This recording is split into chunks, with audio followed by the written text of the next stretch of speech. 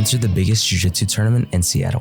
After dominating the gi bracket, we move on to Nogi to face some super tough competitors. In this video, I'll be giving you my perspective on how I dealt with an aggressive and explosive Gracie blue belt in the first round.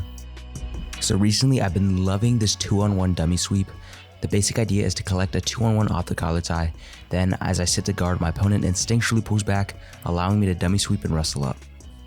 I can feel Eduardo wants to stand back up, so I'm preventing him from doing that by controlling his leg and lacing it under his other leg.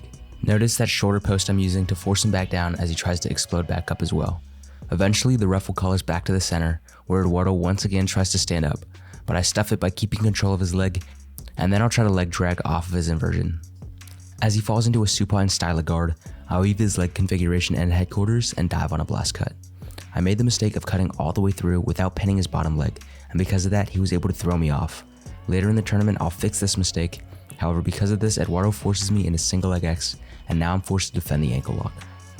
I used to be absolutely trash at defending this position, but here's what helped me fix that. First of all, I'm always controlling a wrist.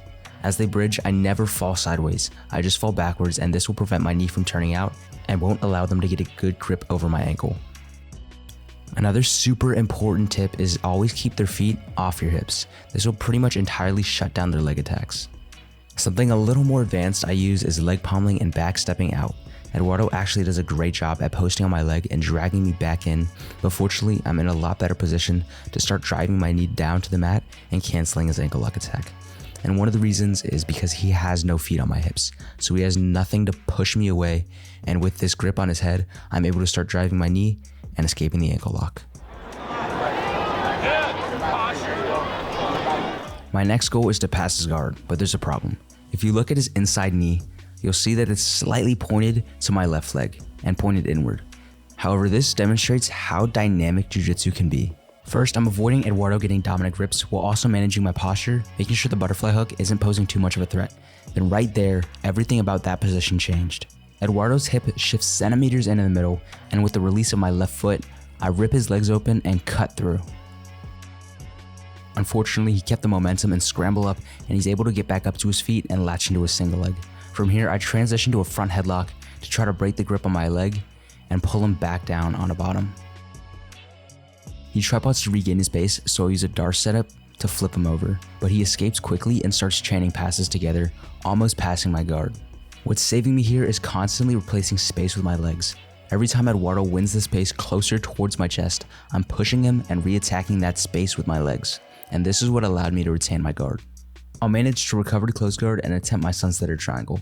However, we'll have to wait until later this week to bring it out, as Eduardo shoves me back down and I have to look for something else. I'll then start to attack K-guard, but as Eduardo starts spinning, I'm able to control the scramble and end up on top. As I settle into side control, Eduardo springs his hips up and locks me into a reverse triangle. In order to finish this, you would need a grip on my left arm inside the triangle and pull it into my chin as you squeeze.